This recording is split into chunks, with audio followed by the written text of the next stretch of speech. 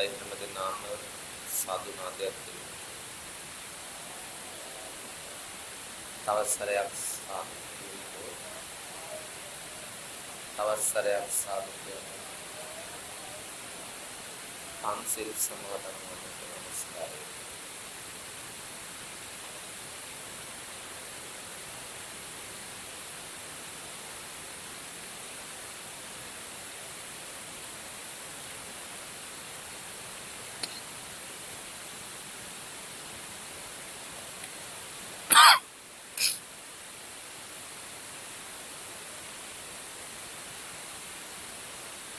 බුද්ධං සරණං ගච්ඡාමි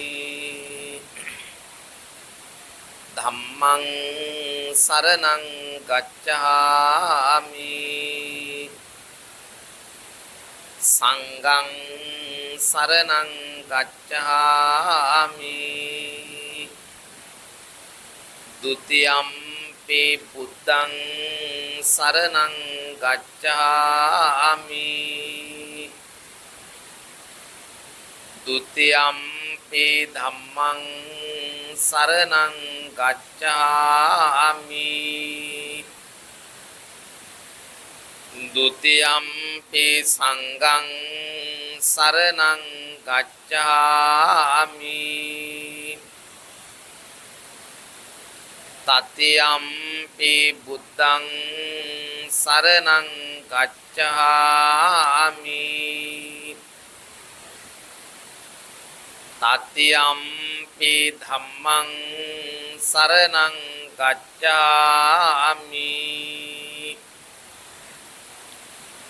තතියම්පි සංඝං සරණං ගච්ඡාමි සරණාගමනං සම්පන්නං පානාති පාතා වේරමණී සික්ඛාපදං සමාදියාමි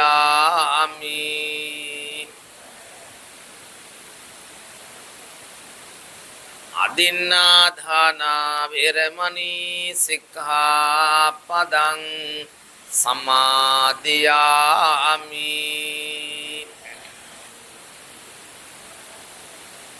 කාමේසු මිච්ඡාචාරා වේරමණී සික්ඛාපදං සමාදියාමි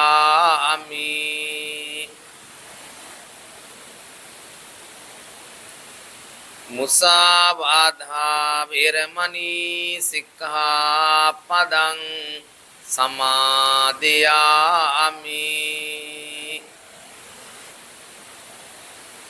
සුරාමේරය මජ්ජපමා දට්ඨානා වේරමණී සික්ඛාපදං සමාදියාමි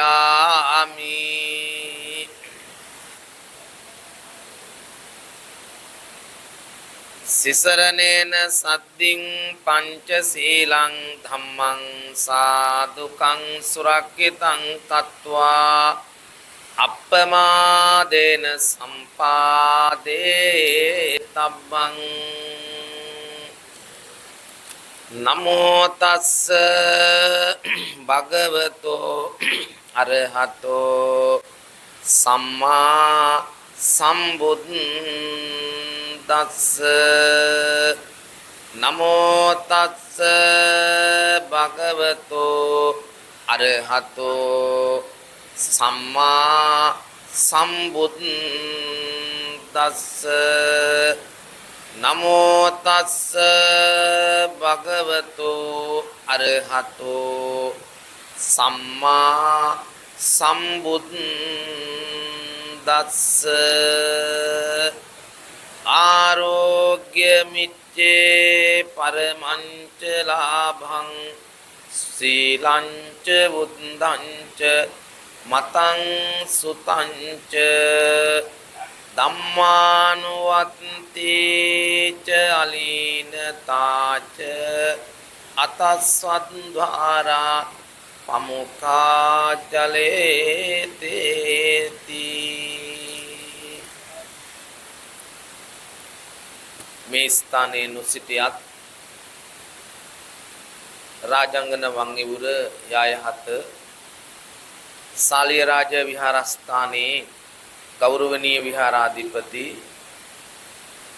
අතිපූජනීය වන්දනීය ගෞරවනීය නායක මහමිපාණන් වහන්සේ මෛතාම ගෞරවයෙන් සිහිපත් කරනවා වාසනාවන්ත කාරුණික පින්වත්නි පින්වත් දූ දරුවනි උදා වූ නව වසර ඔබ හැම දිනාටම සාමෙන් සතුටින් සෞභාග්‍යයෙන් සපිරෙන සුබම සුබ අලුත් අවුරුද්දක් වේවා කියලා මුලින්ම අද දිනේදී ඔබට ප්‍රාර්ථනා සිදු කරනවා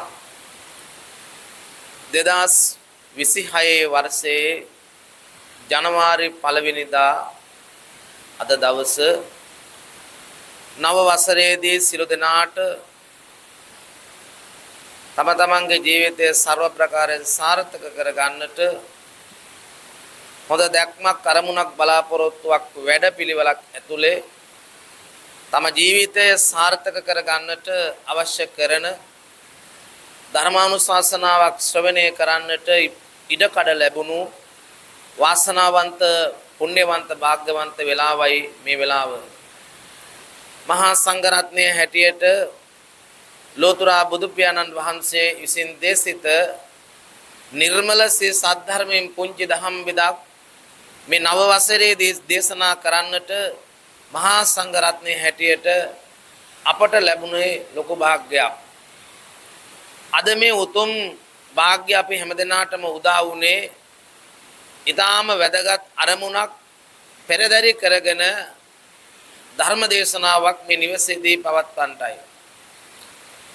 ප්‍රධානම අරමුණ තමයි අදට දිනවර 6කට මත්තෙන් මේ දැයෙන් සදහටම සමුගන්නට යෙදුනා වූ මේ ආදරණීය දූ දරුවන්ගේ ආදරබර පියතුමා මේ ඉදිරිපිට සිටින මාතාවගේ සදාදරණීය ස්වාමියා ඒ වගේම මේ තරුණ දූ දරුවන්ගේ ආදරණීය සීයා ඒ වගේම සහෝදරයා ඥාතිවරයා හිතවතා අදට දිනවර 6කට මත්තෙන් මේ යන්නට යෙදුනා. ඒ ආදරණීය පියතුමාට ඥාතිවරයාට පින් දෙන්නයි මේ උත්තරීතර ධර්ම දානමය මහා පින්කම මේ නිවසේදී ඉෂ්ට සිද්ධ කරන්නේ. කාලය ශ්‍රමය ධනය අපකප කරලා අප වෙලා පේ වෙලා මේ පින්කමට පිළිවෙතින් නව වසරේදී පෙළ ගැහිච්ච බවක් ධර්ම දේශනාවට මේ නිවසට වැඩම කරනකොට මට දැනුණා. පාරේ ඉඳලම මේ ධර්ම දේශනා කරන මේ ධර්මාසනය දක්වාම ඉදාම පිළිවෙලකට මේ ස්ථානය සකස් කරලා තිබෙනවා. නත්ති මේ සරණං අඤ්ඤං බුද්ධෝ මේ සරණං වරං නත්ති මේ සරණං අඤ්ඤං ධම්මෝ මේ සරණං වරං නත්ති මේ සරණං අඤ්ඤං සංඝෝ මේ සරණං වරං බුද්ධ ධම්ම සංඝ කියන තුනුරුවන් පිළිබඳව මේ බෞද්ධ ජන හදවත් තුල තිබෙන ප්‍රසාදය පැහැදීම ඒ වගේම කර්මඵල විශ්වාසය ඒ වගේම ධර්මයට තියෙන ගෞරවය මේ ස්ථානයේදී අපි දකිනවා. එදාමත්ම ලස්සනට චාන්ව සරලව ආදරණීය තාත්තාට පින් දෙන්න මේ පින්කම මේ දරුවන් ඇතුළු හැමදෙනාම පෙළගස්සලා තියෙනවා. ඉතින් මේ ආදරණීය පියතුමා අදට දිනවර 6කට මත්තෙන් තමයි මේ යන්නට යෙදුනේ. එතුමාගේ ජීවිත අවසාන කාලයේදී මේ නිවසේදී මේ ස්ථානයේම මේ වගේම ධර්මානුශාසනාවක් සිද්ධ කළා. ඒ ධර්ම දේශනාවට ආරාධනා ලැබුණ මට අපේ එතුමාගේ ජීව ශක්තිය වැඩි දියුණු කරගන්නට නිදුක් නිරෝගී චිරජීවනයේ අපේක්ෂාවෙන් එදා මේ නිවසේදී දින කිහිපයකට පෙර ආතුව සද්ධර්ම දේශනාවක් පවත්වලා ඒ වගේම ආරක්ෂිත පිරිත් ධර්ම දේශනාවන් පවත්වලා එතුමාට ආශිර්වාද ලබා දුන්නා. මතක වස්ත්‍ර පූජාවන් සිද්ධ කරපු වෙලාවේ විහාරස්ථානයේ ගෞරවනීය විහාරාධිපතීන් වහන්සේ එතුමා පිළිබඳව ඊටම වැදගත් චරිත සහතිකයක් ලබා දුන්නා. ඒ වගේම මේ දරුවන් පිළිබඳව හොඳ චරිත සහතිකයක් එදා ලබා දුන්නා. ඉතින් අපට දැනගන්න ලැබුණා ඒ ආදරණීය පියාට තම ආදරණීය බිරිඳ ඒ වගේම දූ දරුවන් ඒ වගේම ලේලිලා ඒ වගේම මුණුබුරු මිනිබිරියන් ඒ හැම දෙනාම හොඳට බලා හදාගෙන උපස්ථාන කරපු බව ඒ පියාණන් මේ ගම් ප්‍රදේශයේ තුල මේ තැන්වල ප්‍රදේශයේ ඉඳලා පැමිණිලා මේ ගම් ප්‍රදේශයේ තුල සෑහෙන කාලයක් ජීවත් වෙමින් මේ ප්‍රදේශයට විශාල කාර්යභාරයක් සිද්ධ කරන්නට මුල් කාලේ ඉඳලා කටයුතු කරපු ආදරණීය පියාණන් කෙනෙක් කියලා අපට දැනගන්න ලැබුණා. ඒ වගේම මේ ආදරණීය පියාණන් වගේම මේ සමාජයට ඒ වගේම සමාජශීලීව ප්‍රගතිශීලීව මේ සමාජය අයත් එක්ක අන්‍යෝන්‍ය සුවදත්වයෙන් මිත්‍රශීලීත්වයෙන් ජීවත් වෙන දරුවන් තුන්දෙනෙක් මේ ආදරණීය අම්මයි තාත්තයි මේ ජන සමාජයට සමාජගත කළා. ආදරණීය දෙමව්පියන්ගෙන් වෙන්න ඕන යුතුයකම් අතරින් එක යුතුයකමක් තමයි තම ආදරණීය දරුවන් හොඳ දරුවන් බවට පත් කිරීම. අපේ බණ පොතේ උගන්වනවා දරුවෝ තුන්දෙනෙක් පිළිබඳව. එක දරුවෙක් තමයි අවජාතක නමින් හඳුන්වන. අපි සාමාන්‍ය මේ විවාහාර ලෝකයේ අවජාතක කියන කතාව නෙමෙයි එතනදී බුදුහාමුදුරුවෝ අදහස් කළේ ආදරණීය අම්මා වගේ තාත්තාගේ වගේවත් නැති ඊටත් වඩා අධර්මයට බර වෙච්ච පිරිහිච්ච දරුවෙක් ඉන්නවා නම් ඒ දරුවෝ අවජාතක දරුවෝ කියලා බණ පොතේ ඉතා පැහැදිලිව උගන්වනවා. ඒ වගේම තවත් දරුවෝ කොට්ටාසයක් ඉන්නවා ඒ දරුවට කියන අනුජාත නැත්තම් සහජාත කියලා. අම්මා තාත්තා වගේ ජීවත් වෙන දරුවන්. ඒ වගේම තව දරුවෝ කොට්ටාසයක් ඉන්නවා අතිජාත දරුවෝ. අම්මා තාත්තටත් වඩා සමාජශීලීව සමාජයත් එක්ක බොහොම හොඳට එකතු වෙමින් සමාජානි යෝජනයෙන් බොහොම හොඳට ජීවත් වෙන හොඳ දරුවෝ ටිකක්. ඉතින් මේ ආදරණීය අම්මා තාම ජීවත් වෙලා ඉන්නවා. තාත්තා අදට දින වර 6කට මත්තෙන් මිය ගියා. මේ අම්මා තාත්තා අතිජාත දරුවෝ කීප දෙනෙක් හැදුවා වැඩුවා මේ සමාජයට ජනගත කළා සමාජගත කළා. ඉතින් මාත් බොහෝ කාලයක ඉඳලා මේ අය දන්නවා. අද ඊයේ ඉඳලා නෙමෙයි අවුරුදු 15ක් විතර වගේ දීර්ඝ කාලයක් එක්ක මේ දරුවෝ මම අඳුනනවා. ඉතින් මේ ස්ථානෙන් අපි නොයේක අවස්ථාවල මම හිතන්නේ හිතා ගන්න බැරි ප්‍රමාණයක් මේ ස්ථානෙන් අපි වැඩම කරලා තියෙනවා. ඉතින් අපි දැන හඳුනාගත්ත කාලෙක ඉඳලා මහා සංඝ රත්නයට බොහොම ලෙන්ගතුකමෙන් ඒ වගේම ගුණයහපත්කම් තියෙන සමාජයට හිතයිසීව ජීවත් වෙන දරු පිරිසක්. ඉතින් අපි පාන්සුකූල අවස්ථාවේදී දැක්කා. ඒට පෙර දින රාත්‍රියේදී විශාල ජන ගඟක් මේ ස්ථානයට සම්බන්ධ වෙලා තියෙනවා. අද ඇත්තටම දැඩි වර්ෂාපතනය ඇදහැලෙන වෙලාවක්. ගොඩක් අය අද ගෙයින් එළියට එන්නේ නැති වෙලාවක් වැස්ස නිසා. ඒ වුණත් අද විශාල පිරිසක් මේ ධර්මානුශාසනාවට පැමිණියෙත් මේ දරුවෝ මේ සමාජයත් එක්ක ජීවත් වෙන විදිහ. ඒ වගේම දා මතක වස්ත්‍ර පූජාවන් වලදී අපි දැක්කා. අපිත් මතක වස්ත්‍ර පූජාවට වැඩම කළා.